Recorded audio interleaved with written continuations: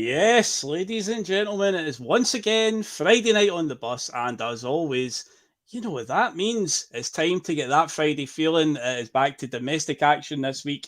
The League Cup is back in focus again. Two weekend games now in the League Cup. It's a bit odd, but due to the new European format, apparently the League Cup is going to be played all on weekends now. So yes, we've got that this week. We've got Falkirk coming to town, in Forum Falkirk as well. So we'll be talking about that this evening, previewing the game. And I mean, we're all still buzzing, so it'd be rude not to. So I think we might continue to chat about a certain performance through the week. Because I was at the game, and obviously Liam, you've not had a chance to have your say on it yet. So yeah, we'll be looking back on that because it's just great to be a Celtic fan right now. It's safe to say we've all got the Friday feeling, we've all got that Celtic feeling, no doubt about it. So as always on a Friday night, I am joined by Canada's favourite Tim, the wise man of the bus, Greg Taylor's number one fan, is of course Liam Greenlaw. Liam, I'm going to ask how you're doing. I'd imagine you're doing pretty damn good right now. Mate, I'm buzzing. You know how things can just like one thing can set off another thing and all that, and that's just about getting a good vibe going. I mean, it sounds like Gastown's exploding right now, but that's what I It's a Greg Taylor klaxon. That's what it is. A Greg Taylor klaxon's going off already. Hold on a sec. Jesus Christ. Anyway, yeah, so that was great. Listen. I can hear it, man. It's a real party over there. That's all right. But anyway, welcome along, folks. Welcome along. And yes, as always, you remember what you to do before we get started. You can do all that good stuff, folks. Hit that like button. Helps us out with old algorithm, CSE. If you haven't done so yet, you can subscribe and helps out get closer to 5,000 before the end of the year. Graham Tyrrell coming in with all the flashing lights. Yes, as indeed say, it's the Greg Taylor klaxon. We'll need to get one sorted on here. And of course, what else can you do? You can get involved in our comment section tonight, like many of you already doing. Graham Tyrrell's in, Jim Dolan's in, 420 somewhere's here. Jim C is here as well. And yeah, all the favourites, all the killer, no filler, all the hits are in tonight. And of course, what else can you do? You can share the link of the Boise Bus far and wide or whatever social media platform tickles your fancy. And of course, head over to piesports.com and use that code BUS1888 and you will get 12.5% off of your order. So yeah, all the good stuff out the way, all the housekeeping done. Yes, let's get into it, Liam, because before we talk about Falkirk, look ahead to the weekend and the game. It'd be rude not to. I think everyone would enjoy a wee bit more indulgement. I mean, we're second in the Champions League table. This new Champions League format, this is a scoosh, Liam. Second place already, man, looking down on majority of the continent right now. Where do you even want to start with that one? Because on Tuesday night, I was on with David, Johnny, and Regan, and obviously we did the look ahead to the game. And at the end of the game, we're doing the predictions. And I said 4-1. And it was one of these things where I felt like, okay, we've got it in us. The way we're playing, we've got it in us to win that. But did I genuinely think we would? Do you just know what happens with Celtic in Europe? You know what they're like, these stodgy ties, these unknown quantities. You just know that something disastrous could happen. A shoddy referee that gives a penalty, a VAR goal that gets chopped off. You know, there's all these dynamics that can happen during a game. But I did say 4-1, and I was pretty close in the end. But wow, what a night. Our biggest Champions League win. And I know, Liam, there's people out there, certain people of fans of a certain club that are trying to detract from it. Oh, the worst team in the Champions League this season, which is rich, given, they've literally got the worst record for a Champions League team. But let's keep in mind that Slovan Bratislava went through 4 rounds of qualifiers. They had to qualify through 4, and they got there. The fans of the team that are trying to detract from it, they couldn't get through that many rounds. They're outside looking in just now. End of the day, Slovan Bratislava are there on merit. It's not our fault that the computer decided you're going to play Slovan Bratislava at home. It's just the way it fell. And you've got to take these opportunities. As I say, Liam, we have had too many instances against teams of that ilk that they've came to Celtic Park and they've got a result on a European night. So you've got to just go for the jugular against them. And my God, Celtic certainly did. And the crazy bit about it is, Liam, it could have been more than 5. Could have easily been more than 5. The chances we squandered as well. But yeah, unbelievable. Where do you want to start on that one, Wiseman? Oh, you know what? I thought, see, when you watch this play, that style that we've been seeing Brendan basically since the pre-season game, I was hoping it wasn't just a flash in a pan. I was hoping that, okay, the way we played against Man City and Chelsea and that was how we were going to play. And it showed up against the Rangers team, and it showed up last night in the Champions League. And I think we're one or two players away from being a really, really good side. We've still got bits we need to strengthen. But my God, I mean, honestly, it was just good. It felt good. Usually what happens, we come and we'll face these teams for Slovakia, Slovenia and all that. And it'll be like, all right, they'll might be a name you recognise for a Sabutal team or something like that, right? But we'll always get, but they're technically better than us. And it's like, they're a really good side and all that. And they usually end up either passing us off the park or hit us on a counter-attack or something. And it's always those, teams you should be beating. So last night, I went into it with, I wasn't as gung-ho as what I usually was. Well, last night, the other night. Wasn't as gung-ho as I usually was, but I wanted to see how this team was going to stack up. I was disappointed that we were still going into a Champions League with the same left back. That was like, because I was saying at the beginning of the season, I'll judge Rodgers by what team we play in the Champions League, right? Because if we're starting with the same left back we had last year, that's not an upgrade. In fact, that's there's a weakness there and you've not done anything about it. So, I mean, I don't want to be negative at all with this. I mean, Greg Taylor did play all right. He did. Yeah. He was. I felt. You can't fault really anybody in the team. You really can't. It was a fantastic performance from start to finish. As you say, there's been too many instances where we've had these snidey goals conceded, and I mean there was a wee moment during the game as well where we were 1-0 up and they had a shout for a penalty, a sort of like they were hoping it was a handball, and in the stadium you've just got that dread like, oh no, we've been down this road before, we've started so well, we've missed a few chances, and they've literally gone up the park with the first sniff of goal and they might get a penalty here, but obviously it came to nothing. And yeah, it was just a phenomenal thing. And one of the things right away that I picked up on in the stadium before the game, the atmosphere was excellent. How many times have we spoke about this, about Celtic Park, tourist attraction? We need to get away from that. We need to make it an intimidating atmosphere again. And amazingly, Celtic, the board, whoever organised it, whatever, got it right. I have got no issues with singers coming on in general before the game or whatever. I know Liam McGrandles, I love Liam McGrandles, I think he's great, but there has been a sort of connotation, a negative connotation regarding singers before the game. Just like the atmosphere built naturally, just let it go, and that's what they did. They actually did, and it felt intense when the teams were coming out. Like there was a proper like electricity in the air, and then I've been fortunate to be to a lot of Champions League games since 2007. I've had my season tickets. I've been to many, and I've seen us beat like Milan and Barcelona and stuff like that. And it's been loud. It's been very, very loud. But Jesus Christ, that Champions League anthem for the start of that game, that is probably the loudest I've ever heard it. And it's not even just recency bias. Genuinely, I'd love to see the decibel readings on it if they could be found. Because I think maybe a part of it was the expectation added to it as well, Liam. Because a lot of us did think this is our best chance to get an amazing start here. Because in Champions League campaigns of the past, I remember us playing PSG in the first game at Celtic Park. They battered us 5-0. And most Celtic fans going there that night, it was kind of in hope that we might do something. So it was still loud. It was still a good atmosphere at the start of the game. But of course, early on, PSG just killed us off pretty quickly that night. But that game on Wednesday night, I think fans, the way we've been playing and who the opponents were, I think that added to the noise level because we were all absolutely buzzing. I think you'd been hard pressed to find a Celtic fan who was there on Wednesday night who was genuinely afraid that we were going to blow this. As I know the track record shows otherwise, but there was I think that added to it, and in the end, it was more than justified because was it Tony Haggerty says rip roaring, free scoring, Glasgow Celtic? They certainly were that, Liam.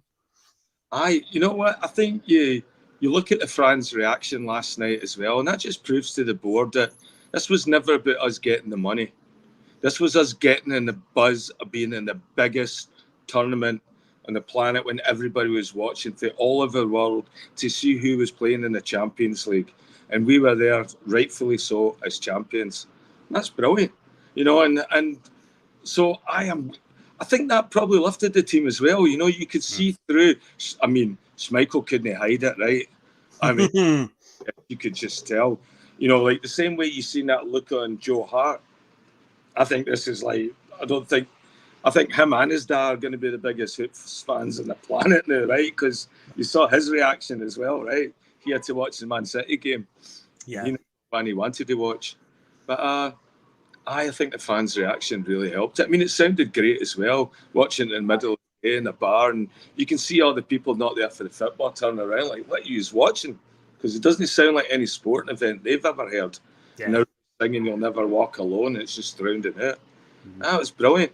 Oh, by the way, before we get too into it, Phil, we had visitors show up at the club this week to watch the game. So I said, give a shout out to Scotty for Clarkson. He recognised me for the bus. Yes, nice one, mate. So, hopefully he's enjoying. You know, what was that? Sorry. I says, no, nice one, Scotty. I know. Hopefully Scotty's tuning in tonight and enjoying the show. Hopefully he's in the chat with us as well. Because somebody else, actually, funny enough, Chris Roundtree, I met him after the game on Wednesday night as well. Met up with him. So yeah, I have another viewer that I've met. So I say it was from top to bottom. It's just unbelievable. Now, earlier on, you say you don't want to be negative, Liam. And we're not going to go that way. But Joe Henry's causing a wee bit of mischief in the chat here. He's saying, get negative with miss sitters. Rogers must go. Obviously, tongue in cheek. It's obviously a joke. Before anybody jumps on him and can't read it as a bit of sarcasm. But the sitters thing, right? This is so weird, the observation on Kyogo. Because this season, right? And he's always had a problem with missing a few sitters. We've always felt with Kyogo, he can score a hat-trick in a game, then have a hat-trick of sitters as well, and he comes away from it. Even though he's got the match ball, he could have scored 6 or 7. It's just the way he is. I say he does miss these gilt-edged chances, and then he doesn't hide. He never, ever hides away from it, and that's, you've got to commend that, because if another striker out there's been plenty over the years that, will miss a great chance and will just hide. Their head will go down, their confidence will drop, and they just don't want the ball for the rest of the game. But fair play to Kyogo. Obviously, he's stuck in there, but obviously he's missed a few. But the weird thing is, this season, up until Wednesday night, he'd only scored 1 goal all season, right? And the goal that he scored, when you look at it, you feel like he had no right to even score that. What was he even doing shooting there? Was that even a shot? The goal against Rangers, where he literally passed it from 25 yards into the net. But then he's missing chances for inside the 6-yard box. It's a weird phenomenon that's going on. I said that at half-time, because obviously he'd missed the chance. He'd missed a couple of chances. The one right after we went 1-0 up, where it was a great ball from Nicholas Kuhn, flighted it over. He took a touch. Could also say it's a good save, though. The keeper closes him down quickly. But there's the one in the first half where it gets squared to him, and he just puts too much on it and just sends it right into the Lisbon Lions stand. But then he goes and scores in the second half, and it's a tap-in. He's just in the right place at the right time. But yeah, it's a weird one where I say the one goal that he had scored up to Wednesday night was the one that you just felt like, how's he even scored that? He's got no right to even shoot there or score there. And then, yeah, he's missing really simple chances. But again, credit to the lad. He could have easily hid. He could have went into his shell, but he never does. And for his goal, right place, right time. And fair play to Nicholas Kuhn as well, who got to the byline. You just want to see your wingers get to the byline and get a cross in. And there's what happened. And that was on Nicholas Kuhn's weaker foot, I do believe. He put it in with his right foot. And, yeah, there was Kyogo at the back post just to bundle into the net. But hopefully, Liam, with that goal, hopefully it really does spur Kyogo on and makes him kick on now and start to go on a bit of a goal-scoring spree. I think so as well. I think he's starting to get an understanding with some of the new players that have come into the team, or Nicholas Kuhn in general. I mean, is it too soon to say Kuhn's looking a wee bit Jota-esque? Looks very much, he's starting to look and show up in big games the same way Jota has. He's scored a couple of goals in the beginning of the season that have helped us. He's done well there. And now he's come in. That assist for Kyogo's goal, where he sort of stuttered at the 18-yard line and then drove to the byline and got that ball across, so that man only had to basically thigh it into the goal. I thought, okay, that reminded me that, that's what I liked with Jota, that never give up, that tenacity to get in there. I think Kyogo's going to benefit for having that, and I think maybe people are finding him in more space as well, so he's more cracks at it, and or maybe the timing's just not perfect yet, like he's getting there too early or too late or something. But they're going in the right direction and they'll find each other. I think when the boys start coming in and hitting perfectly, like the one Kuhn put across, yeah, we'll see the best of Kyo going. So, yeah, I mean, it's optimistic, right? Because nobody's throwing their hands up in the air. Like he's not doing that anymore when he runs into space, so that because nobody's finding him. Now it looks like, okay, we're tuning that part of our game. I think that's what I like about Rodgers this year. I mean, I slated him at the beginning because I didn't think he was very active in the transfer window. But what I've seen this year, the football he's playing and the way he's getting players, it's really good. I don't know if anybody in the chat or yourself watched the interview with, it was Joe Hart was on something and he was talking about... He was on Match of the Day. He was on Match of the Day on Wednesday night. And so he came in and he was telling how Rodgers transitioned the team from Ange's team to his team and how he was making these slight adjustments and saying he couldn't come in and completely change it right away. Like there had to be a consistency. And he was saying, now watching that, you're seeing sort of what he had in his mind, what he envisioned his team would be, where he said, yeah, I'll take Ange's team and I'll modify it a wee bit, right? Yeah. And I think we're starting to see that. And I think, all right, yeah, you know what? Here's the elite manager showing up that we were promised. Here's the big pay packet. Here's the Gucci belt, the big teeth. I'm the fucking daddy. Yeah. Box office, Brendan. Welcome back.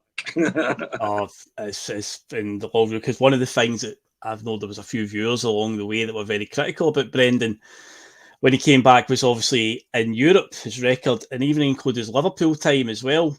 It doesn't really stack up, although he did do very well with Leicester. I think he got them to a semi-final of the Conference League. I know it's the Conference League, but still it's a semi-final of... There's only 3 major European trophies that get handed out, and he got to the semi-finals of one of them. But yeah, it was long overdue. I believe that's because obviously beat Feyenoord last season, but that game is what it is. But maybe that victory over Feyenoord did give us a bit of a boost, a bit of confidence. But that victory is the biggest one we've had in the Champions League. I know we beat Astana 5-0 in a qualifier, but in terms of the Champions League proper, is our biggest victory, and we could have easily got a few more. Comment as well here about the advertising holders. I can tell you the answer to this because I used to sit in the second row of the Jock Stein stand back in the day. But yes, if you sit in the first 3 rows in the Lisbon Lion stand or the Jock Stein stand, they have to be empty because when UEFA come to town, they erect their own advertising hoardings that are a bit too tall. So if you sit down the front, you can't see anything because, they're just too big. So you have to get moved. I had that in my very first Champions League campaign, 07-08. Milan, Shakhtar, Benfica. I was sat in the upper Lisbon Lion stand as an alternative they gave me instead of the lower Jock Stein stand. But yeah, in 2012, I moved to the next block along, but further up. So I've got a good view. But yeah, if you're in the first 3 rows of the Lisbon Lions, the Jock Stein stand, they move you back the way because you can't see because UEFA, for some reason, have these massive advertising hoardings. So yeah, that's how they do that. And a comment here from Patrick Kerrigan asking, and this is a guy, he's man of the moment. Arne Engels looks to be potentially our best player since Henrik Larsson. Well, his name might come up as well tonight because it is a certain Super Swedes birthday. So maybe talking about Henrik a little later. Arne Engels, the best since Larsson. Obviously not the same type of player because they're both striker, or one's a striker and one's a midfielder. But you get what you pay for, essentially, Liam. We've paid a record fee for this guy. I heard somebody describe him today as a regen of Kevin De Bruyne. I don't know if he's quite Kevin De Bruyne's level, but he certainly looks a tidy player. And I think he's only going to get better. And this is what you see when we talk about the player trading model, Liam, where for years and years we've been doing the whole 2 million, maybe 3 million, and try and make them better and sell them on for, whatever, 20 plus million if we can get that, 15 million roughly. But this is different. This one we've signed for 11 million. So you've got to imagine if he keeps improving the way he does, then this is the type of market that Celtic should be shopping in. When they do lose a big player for big bucks, you don't go and then buy another 2 million player and hope he turns into that guy. You go and get a player in the caliber of Arne Engels. So hopefully that transfer is a change in direction going forward because he looks quality. Did you see the clip last week against Hearts as well with Shankland and Halkett? get caught on the microphone. Shankle's big pressure, and Halkett goes 11 million, no fucking chance, and then he just slotted it away, no problem at all. But yeah, and again, the penalty on Wednesday night, big pressure. You want to talk big pressure? Champions League, and again, same corner, just the exact same penalty again, no danger at all. But overall, his performance in the game, he just looked very, very comfortable in the middle of the park, and I love Matt O'Reilly, but Matt who, Liam? Yeah, I mean, it's like I would have loved to have missed Matt a wee bit more. I really liked him and thought he offered a lot to the team, but he looks like a player of that stature comes in. So he looks like he's physically fit. He doesn't look like he's trying to play him into a game. Doesn't look like there's any deficiencies about him. I mean, he took a number of really hefty challenges in that first half. They went flying in with the boots a couple of times. Mm-hmm. He got fucking battered a few times, right? Him and Kuhn. And I really admired the toughness of our teams getting up there, and standing back up to them. And some of the boys, like Engels, throwing in a wee bit of a tackle himself, and, guys like Johnson and all that going in as well. I think he's bringing a composure to that side, and I think he's going to bring out a better game in Callum. I like Matt, but Matt didn't have that sense. This guy's no worried about conflict. This guy looks good on the ball. His first touch is really good. He plays with his head up and his shoulders back. He's scanning everywhere. And so there was a couple of pass outs that we had that McGregor went to him, and it went back into the middle, but it didn't follow the usual path that we go. He was much more creative, and he's got a much better vision. Like, there was one that came out and he's just swung it across it, one of the ones that Maeda missed. And it was a great ball and great vision to see the movement for that far away, and it literally put it right in his toe. So I'm excited at what we're going to see there. Best player since Larsson? I don't know. More like Lambert, That's similar position, yeah. Germany, you never know, right?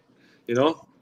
I think that's who, if we're looking for, lookalikes, I would say Paul Lambert right now, But it's just exciting, it's just a young boy. It's this coming in and getting hot. This guy just looks like he oozes class, and the fact that Belgium's recognised that as well shows you that he's been on form for a wee while now. Yeah, definitely. And it's the thing is, he's obviously played in for Augsburg, I believe it is. He was in they weren't obviously regulars in European competition. So I have heard him described, people saying, this is his platform, this is his level. And it's like, well, he's never played at this level. But yeah, if that's what we're going to see if we're going forward, then fantastic. And obviously we do have 2 German teams to play in the near future in the Champions League with Dortmund and RB Leipzig. So you'll know all about them. But the thing is with those games, particularly the Dortmund one for us, it's a free hit. It's the home games that we have to make count. It's obviously Celtic Park has to become a fortress because everybody keeps talking about the fabled 10 points seems to be the magic number that you need. Going by multiple simulations of this new format, apparently 10 points will get you through. So if Celtic can win, against Bruges, against Young Boys, they've already beat Slovan Bratislava, that's 9. And then we've got Leipzig at home now. They are going to be tough. They'll be the hardest, the home games. A point right now against Leipzig would obviously, and you win the other 2 home games, that's your 10 points, and then maybe get something against Dynamo Zagreb on the way. But of course, we're looking a bit too far ahead. But yeah, these are all still to come. Now, another name that came up there in the chat, Joe Henry asked this question, is Phil, is Maeda now what might be considered a cult player? I'd say he's always has been a bit of a cult player because he has got that, that madness in him. And I know they're not same in their physical stature, but I've always said there's similarities to him in the way Georgios Samaras played. Where Samaras was unpredictable. He was unorthodox. 1 minute, Samaras could score a banger of a goal, and then 10 seconds later, he trips over the ball and falls flat on his face, because that was just what Georgios Samaras did. And I find the same with Dyson Maeda. 1 minute he can score a fantastic goal, and then the next minute he's got the ball free in the wing, all the time in the world to pick across, and he just big square toe right out into the stand, just does something stupid. Like there was one at Easter Road, I remember, where he missed an absolute sitter on the goal line, pretty much on the goal line, an empty net, and he headed it, and I think he hit the crossbar. And then about 2 minutes later, he picked up the ball out on the wide left, dribbled by about 2 or 3 Hibs players, and then curled it right in the top corner with his right foot, because that's Dyson Maeda to a T. So I've always felt that with him. Cult player, yeah, I'd say he's definitely in that category. But here's the thing, I think in an American terminology here, Liam, most valuable player, MVP, I think there's a case for, outside of Callum McGregor being the captain, Maeda must be one of the first names on the team sheet every single week, because he's just growing into a Brendan player, which you just didn't expect when Brendan took over again. We had this idea, it was very black and white with us, where these guys are clearly Ange players, obviously talking about the Japanese and the Korean players, the East Asian ones, because that was his market. There's no way that Brendan will adapt, or they'll adapt to Brendan and vice versa. But I said it on Tuesday night, I still think Maeda will be the last one standing out of all of the East Asian players that we've got, because I think Brendan Rodgers absolutely loves him. I think he loves Brendan as well, Liam. Aye. Well, so you touched on it, cult. Missing one integral piece of what makes you a Celtic cult legend, and that is you have to have some sort of mad style or hair about you, either facial hair or something. He said everything. So like Big Sammy had the long hair, Tarzan, right? Stefan Mahe, cult legend, Joe Strummer, Mohawk, Anoni, Baldy, stuff like that sort of makes you a bit of a cult legend with Celtic fans as well too, right? A wee bit of patter about you and that. And I think he's got that. First time I seen a picture of him, he had won Japanese Player of the Year and he showed up for the awards in a full, was that a traditional Japanese, something out of Shogun, and I'm like, who is this guy? He looks like a baddie for a Bond film. It's like, all right, he looks interesting, what we're getting. So you look at it from a culture point of view and that, everything about him's kind of cool, these celebrations and all that. And the fact that had football to that, he's style and a press, it's getting noticed with people around. He doesn't finish everything, but my God, he's had some really good finishes. And so the finishes he does finish, could be any more finish than that if you were Antonini. If you're Anthony Niemi. Aye. Well, we have got a Finnish goalkeeper now, so there you go. But the goal that he did score, it was all link-up play between him, Hatate and Kyogo. It was quite interesting to see all three of them. And of course, Hatate was a real point of contention going into the game, because I myself thought, got to keep the ball here, but obviously Brendan's the manager, he knows better than me. Hatate played, and Hatate did absolutely fine. But I suppose with Bratislava, again, they were probably the ones that we were going to have a lot of the ball. So I guess you could give it say they had like one fleeting chance that they were looking for a penalty, but otherwise, once they got their goal back, it was pretty much game done at that point anyway. I think we were pretty comfortable at that stage, so they weren't really a threat. So Hatate played, and he was very, very influential in that goal. But one thing that I loved as well is the lack of any VAR checks for any of the goals. What a refreshing feeling, because there was a couple of goals, Liam, where again I was like, oh, Maeda's goal, Ida's goal. You're like, oh, there could be an offside here. You could get the usual up on the screen. But I think UEFA, being a much better organisation compared to the SFA, they seem to be a bit more clued up on how to do it. We saw it at the Euros as well. There was very few moments during the European Championships where the game was massively delayed. I've always said, when you score a goal and you get that 30 to 60 seconds where the players go off and celebrate, surely there's enough time there to do all the checks that need to be done. But I always find that in Scotland, it's been a case of we score a goal, we go off and celebrate, the players come back to the centre circle to line up, and then the referee is like, wait, hold on, we need a check on that. I'm like, what have you been doing for the last 60 seconds? But every goal, there wasn't even a warning on the screen at any point to say checking potential offside. Maeda, when he scored his goal, so it was down at the end, that's it. The first thing he did as soon as he put it in there was he looked over his shoulder at the linesman just to be sure, because right away when I saw that, my first thought was, oh, this could be offside here. But not a single one, so it was always smooth as you like. And that's refreshing. Maybe the SFA can learn something. I know Willie Collins on a bit of a mission right now to revamp the whole system. Maybe he can learn a thing or two, Liam, from these UEFA officials. I thought the foul that on Engels, where the guy came right through him. I mean, I'm surprised that wasn't going into VAR. I don't know if the guy gave him a yellow for that. Got caught because Johnson got a yellow, I think, for complaining about it or asking for a yellow. That was a weird situation. That there seemed to be there was a bit where that wee Weiss prick was just running about trying to wind everybody up, or look like he's trying to start a booting contest, and anyway, he got shut down really, really quick. But a wee pantomime baddie, you know, like running about trying to kid on. Like, I sort of remember you when you played with Rangers, only because you looked like, I was like, yeah, pure wee soul. Oh, he's coming on. I thought he was somebody who would, you know, make a wish or something like that. That was coming. He, like, I know he was really skinny, he had his head shaved and all that, and he just looked like a wee boy. And then, you know, looking about and all that, and I'm going, a bit young. But now you see him like that, where he's just filled out a bit, but still looks a stupid prick. Oh, well. But the only thing he ever did in a Rangers shot for them was he took a quick free kick against us in a cup final that led to them scoring the winning goal, and then he just milked that for all it was worth. And I think he mocked old Georgios Samaras at the end of the season because he missed a penalty at Ibrox. I remember in their celebrations they took the piss out of poor Georgie there, but in the end Georgie and Celtic had the last laugh because a year later, jelly and ice cream Rangers. So we had the last laugh on that one. But yeah, he was a non-entity on the night. He was trying to make himself relevant, but yeah, I mean, that Alistair Johnson tackle, even though, it was a bit wild, a bit reckless, but you know what? Worth it in the end to just go right through him. I mean, that's where I think we had some good luck that night as well too. I mean, there's a lot of the times where those refereeing decisions go against us, you know, and we get like, you know, defenders on cards and all that, and so no, I think we're really good. So when you're talking about Dyson Maeda there, all right, who do you think would win in a race? I think Kuhn's almost just as fast as him. When you see Kuhn running, I'd love to see a 100-metre square goal between Dyson Maeda and Nicholas Kuhn. Who do you think would win?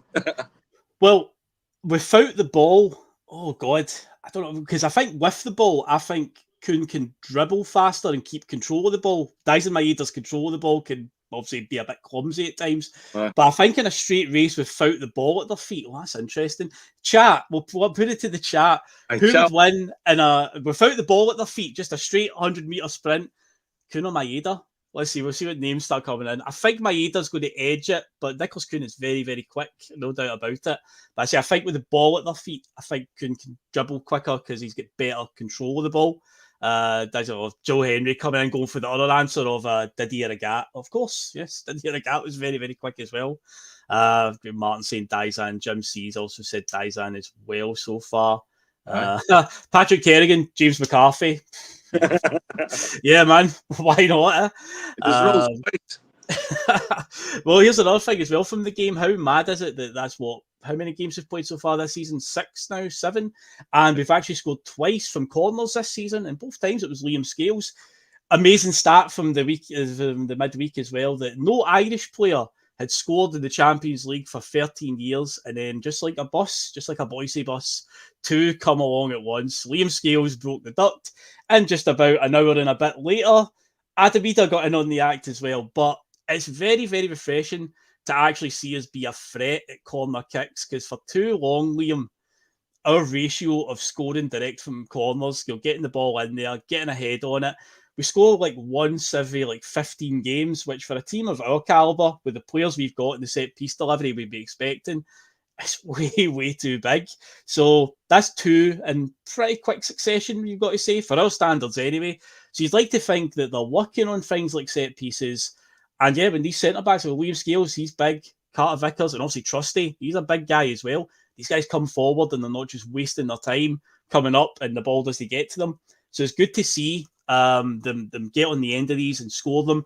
And also for Liam Scales, the guy, man, he's the last few weeks, everyone was just had it written already that he's done. He's out of the team. Trusty's in now. That's the end of the Liam Scales experiment. But he's like, no. If you want this jersey, you're going to have to take it from me. And he's doing everything right just now, Liam, to keep it. Oh my God! See, if you want to show one of your boys or girls that are playing football how to header a ball, you know, how a defender headers a ball. Just look in the freeze frame of when that ball left his head, and you see how his entire body and angle got that much power behind it. The twist, the torque, everything, the bravery of getting in there. He's a very good header of a ball. And I think it was a great, perfect ball for him. They were no mugs, they were all big boys as well. And he found it, and he got it, and keeper got hands to it. but he had that much power, and the keeper couldn't do it. Just went right through him, you know. And wow, I want to see more of that for him. I think once we get that into our game as well, because we've missed that a long time, you know. We'll be a force again, because you know that's, even if we just get rebounds and that. I thought he played brilliant. I said it before. I said it early on when I was like mad with the Liam Scales hype, you know, when last year about this time of that. Yep. And I said, yeah, you know, what's the type of player that could end up at Manchester United one day, you know, or be the next Celtic captain. I thought he was immense. I thought everything he went at, his composure, everything. You know, there was one point where we lost the ball and Greg Taylor was running with a guy, and Scales ran for the 80. He'd been up for the corner thing and managed to get in there, get in front of Taylor, and then they said Taylor blocked it, but when you see the replay, it was Scales it came to, and Taylor was 2 feet away from it. Yeah. It was Scales that blocked the ball as well, and I'm like, wow, what a commitment to getting back and doing that, because Ian was just floating about, right? He was a tumble drying at that point, and Scales just came back, took the situation. Yeah. I'd love to see what he'd be like with a Kieran Tierney or somebody behind him, beside him. Yeah.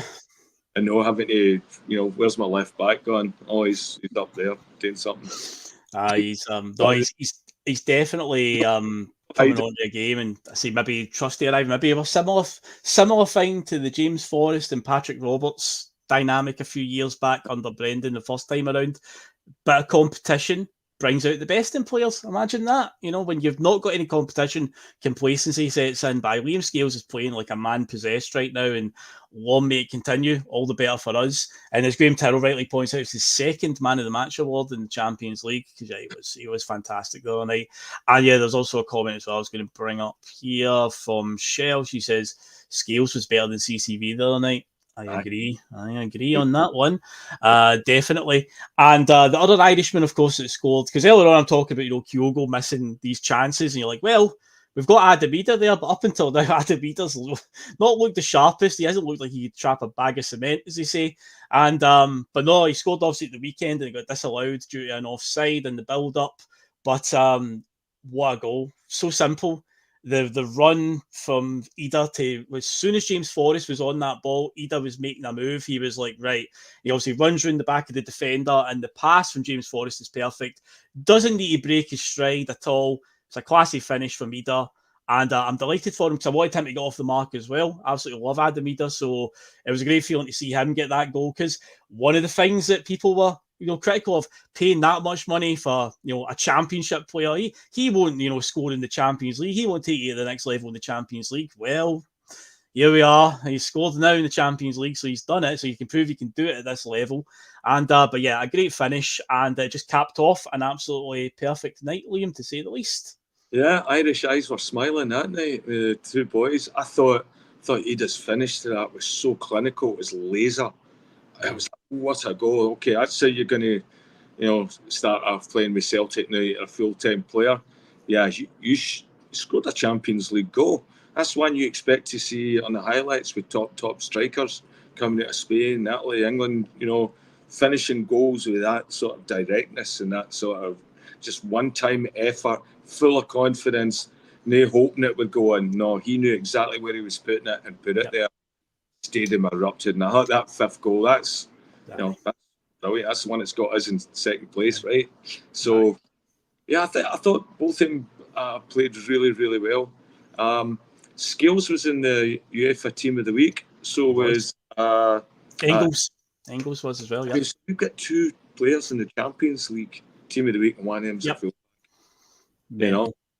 So, yeah, one we brought along, we've had for ages, and the other's a brand new signing. So, that shows well managers getting a lot out of the players and all that, and that's something you can put up in the board and then look at, you know, even just recruitment and stuff like that for seeing who we get in January. You know, people say that, okay, you can go to Celtic and that's a team where, okay, you can get noticed, you can get on the Team of the Week, you know. So I think that's a good recruitment thing for us as well, and it's nice to be, you know, no arguing and all that. Well, how fix it. It's nice just looking at it and then admiring and complimenting the stuff that does work and just giving everybody credit where it's due. Well, one of the things when you're talking about the roof as well coming off the place, they just summed it up, and I saw a tweet that said this yesterday, and it's so true, and it was surreal. The chant that we've got in the intro of this show at the moment, the putting on the agony, piling on the agony, putting on the style. To hear that getting chanted in a Champions League game, that's usually reserved for Doones or Rangers and other teams domestically. To hear it being sung around Celtic Park after the fourth and even the fifth goal, it was after both goals, especially I think after the fifth one, it was super loud. But my God, it was just a surreal moment where you're like, my God, piling on the agony in a Champions League game, regardless who the opponents are, say they're there on merit. It was just quite a surreal feeling. You're like, geez, oh man, we really have this is incredible tonight. This is like peak. So you couldn't ask for it to go any better. And yeah, we're off to a rip-roaring start.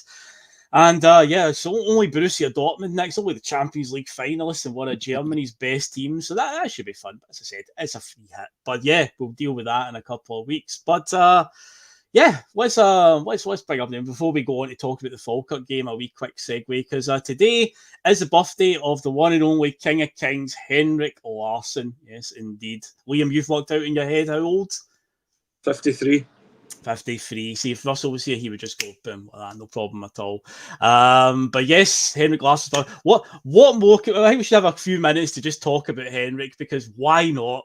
Why not, Liam? Because what more can you say about the guy?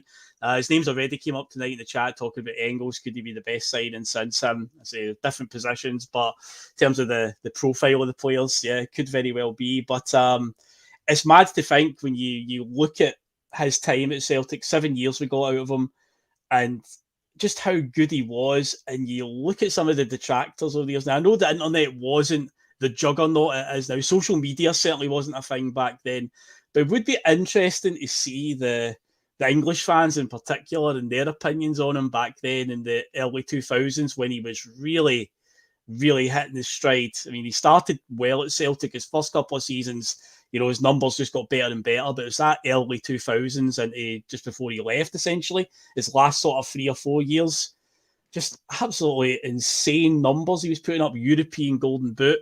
I say no matter what, down south, it was always he's playing a Farmers League and all that. And this is a Scottish Premiership at the time that, Celtic had, Lambert, Sutton, Hearts, and Rangers were signing guys like Kanchelskis, Flo, De Boer. Even Dundee were going all out and signing guys like Claudio Caniggia and all that. There was teams like that were spending serious money. So the Scottish Premiership was certainly a lot stronger back then than it is now. But, I mean, I know it's a hard question, Liam, but seriously, Favorite Larsson memory moment? Can you even pick one? No. The obviously the 5-1 game, the chip, the nutmeg, the chip, the wee ball boys going crazy after it. I mean, I was in Montreal watching that game there. You always remember where you are with certain goals. I tell you exactly where I was sitting. I was in Montreal watching that goal. That's how good it was, and that's how much it meant to so many of us. It was just the absolute sheer cheek of it. Everything about him was just style and class, and I still think you could get a game as a third striker. Probably could. I went to a charity game in 2011. It was a Man United Legends against Celtic Legends. It was a mix of legendary players and celebrities, and Henrik was obviously maybe about 4 or 5 years retired at that point, and I think he scored a hat-trick that night, and genuinely I was coming away from it going, he could probably still do a job in this team. Oh, mental. Nah, he's a different gravy, man. I mean, but a generational talent. And yeah, 7 years was brilliant for us. It's like that was the right amount of time. He left when he did, and he went on to prove he showed everybody what a player he was after he left us as well too. So it was great that he stayed with us in his prime, and yeah, I think it was a special moment to be a Celtic fan at that point and seeing someone that's a genuine legend. I have conversations with guys out here all the time. There's guys saying, who's your best player? It's like Messi or Ronaldo. No, none of them. It's like, what was your top 5? Number 1 was always Henrik Larsson. Henrik. Never seen it. I've watched more of his games than any other else's games I've ever seen, and the things that you see every week and you take for granted of what a player this guy was. He was tough. He could tackle. He could get involved in it. He was never shut away for anybody. Yep. He challenged everybody. Went after it. He was brave. He could hang in the air for headers. He could pass the ball. He could seize. Oh God, it was just a pleasure to watch, and to see that every single week. That was brilliant, because then you can truly appreciate, wow, what a great player that was. I see Messi's highlights and Ronaldo's highlights, but I've seen him every week, and that to me was a fully developed football player. And I think, surprised we don't have more younger players that came out emulating him out of Scotland, who had seen him every week. And like, how when they got all these great strikers that were watching Henrik Larsson every week? Where are you boys? Yeah, it speaks volumes that so many players that have played alongside him will say he's my favourite strike partner. Like Chris Sutton says it, and Chris Sutton played alongside, keep in mind, Alan Shearer at Blackburn, and they won the Premier League together. And they were the SAS, Sutton and Shearer. They were great up front together. But yeah, he still says Henrik. John Hartson again says Henrik, and he could play alongside anybody. It didn't matter what three or what two out of the three Martin O'Neill would pick. Whoever went alongside Henrik would score, even if Mark Butchell started alongside him. And of course, remember, him and Viduka together were phenomenal. And then the injury happened. Him and Viduka were on to ridiculous numbers that season together. And then as soon as Larsson went down, Viduka couldn't carry himself. Viduka still scored a decent amount of goals, but yeah, he needed Larsson alongside him there. And I mean, I know Mark Viduka's a bit of a recluse these days, but I wouldn't be surprised if he even said the best player he played alongside would have been Henrik Larsson, because just a different talent altogether. And I say they can say what they want down south and whatnot, but we know how good he is. In fact, I think he scored against England in a World Cup game. I'm pretty certain in 2006 he bundled one in against them to deny them a victory. So he did haunt them at some point along the way. But yeah, you said as well, when he left us, he still went on to prove himself. He went to Barcelona. He didn't, I know Rangers talk about Brian Laudrup and stuff like that. Brian Laudrup fizzled out after leaving Rangers, went to Ajax, and then just his career, on the way to Chelsea, and then Ajax, and his career just kind of disappeared after that. But, Henrik Larsson goes to Barcelona, plays his part in them winning 2 La Liga titles and a Champions League. And then just for shits and giggles, Alex Ferguson needs a striker on an emergency loan in the 06-07 season. And in comes Henrik Larsson for a few games and scores a few vital goals along the way. Gets himself a Premier League winners medal at about 35 years old or something like that at that stage in his career. So yeah, he was a special talent. And a couple of the memories that have came up, obviously things like smell the glove, saying the goal v Boa Vista.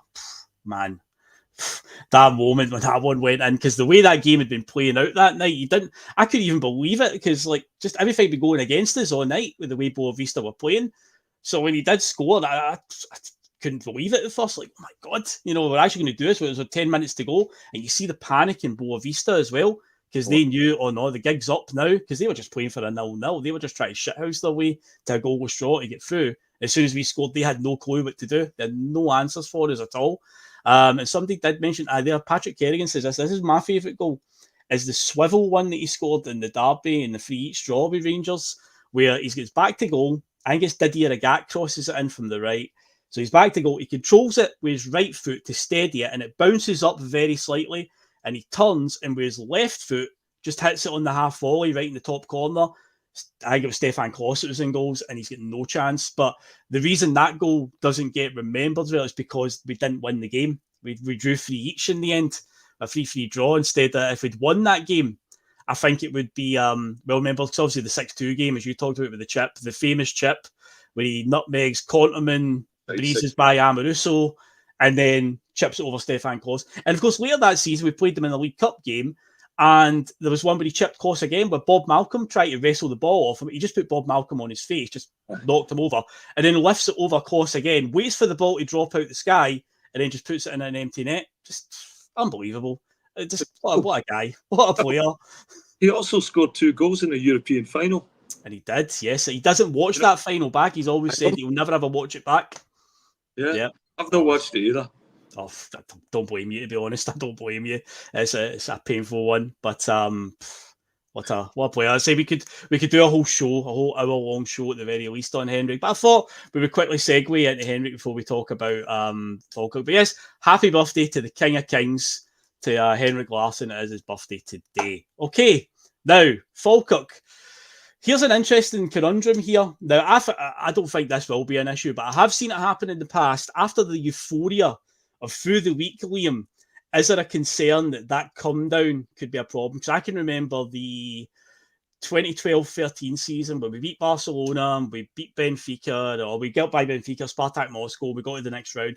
I can remember a couple of domestic games right after that. I think we drew with St Johnstone after we beat Barcelona. I think we lost to Kilmarnock at home as well in a game where, you know, we just got a good result, and you might beat Spartak Moscow away from home.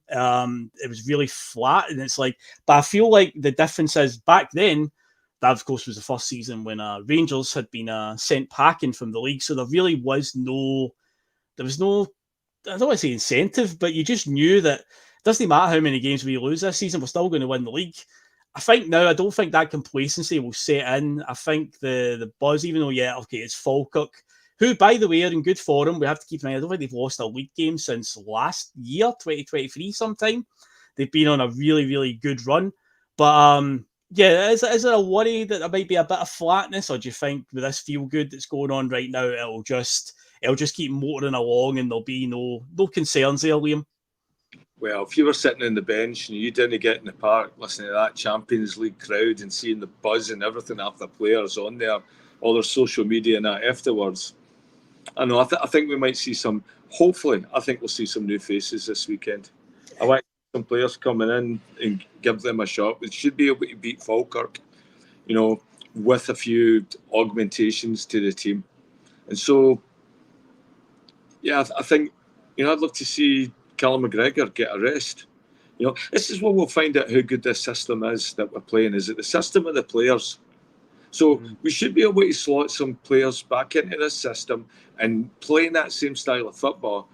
Let that be the reward, right? So that players want to, like, if you're, you know, like, you know, just playing out wins every weekend where, you know, just battling and all that sort of thing, then that can have an effect here. But when you're playing like a free-flowing system where it's creativity and movement and you're tearing teams apart and scoring goals, that should be the motivation to keep that going. So there's nobody should be like sitting back and saying, okay, well, we're going to sit back and change the style. If that's the style we're playing, we keep playing that style, we're fine, regardless who comes into that. And so, yeah, that's where we'll see how good this team is under Rodgers. And I think, you know, we're playing an awful lot of games this year, and we've got international breaks coming up in October and November as well. Yeah. In the middle of all these games, that's a lot of football. So we're going to have to look at resting a Callum McGregor or a Greg Taylor or you know, anybody that's into these 90-minute guys. Yeah. You know, he took Alistair Johnson off as a precaution because he went off with Canada with a hamstring. Yep. So it was good to see Ralston maybe coming in getting a game. Maybe you'll see Ralston this weekend. I'd like see the Valley boy come in, Barcelona, you know, just give me peace, you know. That's all that. You know, come in, make this man happy. Come on, Brendan. Come on. Right. When a ball's coming in the 18-yard line, you take a swing and you actually put it straight up in the air, higher into the thing. Come on, there was nobody near you. Focus, you know. Well, Solid Glove says Liam wants Greg to have a rest permanently. Yeah, that's putting it lightly. I think that maybe it's a hot take, but I think Trusty will come in, but for Carter Vickers. Everyone will think it'll just be for Scales because of the left-sided thing, but I think Scales will keep his place, and I think it'll be Trusty. And I don't think there's a problem playing two left-footed centre-backs. I don't think it'll be too much an issue there. Trusty, for the brief time he was on, he looked solid enough, and I think we can be in Falkirk. Yes, I say they are in decent form, but ultimately we should go on and beat them, because Graham Martin does come in and say it's a different mindset now. Because I was talking about, you know, the worry that there could be a bit of a flatness to it. But yeah, the difference between now and then is obviously mindset. And of course, Brendan does want trophies, because losing that treble last season, that loss to Kelly early on in the season at a time when things weren't going too well, that really hurt him. That was his perfect record gone. You know, he'd won every trophy that he competed in up to that point in Scottish football. So that was that gone. And it planted planted that seed of doubt, within the supporters and the podcast too, where it looked like, well, it didn't look like McInnes was getting the best of him. He was figured out how to play against Rodgers or whatever it was that he target. Well, worked, and Rodgers didn't have an answer for it, and so that placed a lot of doubt in our heads as well. So the homecoming, sideways, some of the people he still had to win back over, wasn't as complete or whitewashed as what Rodgers hoped it would have been. Yeah, he's definitely. So you can't have Derek McInnes getting the better of him, especially the way he used to ragdoll him the first time around. I can remember the exact headlines you're talking about. Everyone was theorising that was it. Derek McInnes had sussed it, but in the end, 5-0 in the second last game of the season to win the league. So I think we put that one to bed. But yeah, it was a wee bit of a worrying one. But in terms of other ones that are coming on, of course, Celtic coming in saying the quadruple is on, lads. That's the spirit. That's the spirit right there. Celtic the quadruple is on. You'd better take note. But yeah, in terms of other changes, I think Ida probably gets a start over Kyogo. I think he could do with a start and get some minutes in the legs now that he's got his first goal as well. Hopefully he can push on there. I think Maeda probably will just start just because he's got bags and bags of energy. Just keep him going. In the middle of the park, would Bernardo maybe come in for Hatate? Again, I don't think it's a bad shout. Get some minutes in the legs because we're going to have to play lots of games. So this is why we brought these guys in. And again, there's no worries. It's not like you're putting some of these players in and going, I don't know, it's a bit of a dodgy one. Will he perform? I think the players are, they're all ticking along under Brendan's new system. They're all putting a shift in when they're playing. So these guys will be buzzing to get a chance. And again, it's the competition thing, that word, competition. They get a chance, it gives them the opportunity to maybe stake a claim if they aren't in the first team. So again, that'll just keep us sharp and keep us going. And so I think no matter what they go with in terms of the team at the weekend, I think we'll see a few changes, but I don't think he'll do like 11 changes and a complete second string team. That would be a bit too much risk, I think. But I think we'll see maybe 4 or 5 maybe guys who are substitutes regularly getting a start, mixed in with guys that start, on the regular. So yeah, I'm looking forward to it anyway, even though it is a Sunday 3:00 kickoff at Celtic Park. Thanks for that again, SPFL. I believe the reason they did that is because when the draw was made, this is the only week that the Champions League was going to have Thursday night games, but at the time they didn't know the fixtures for the Champions League, so there was a chance that Celtic could have got the Thursday night game.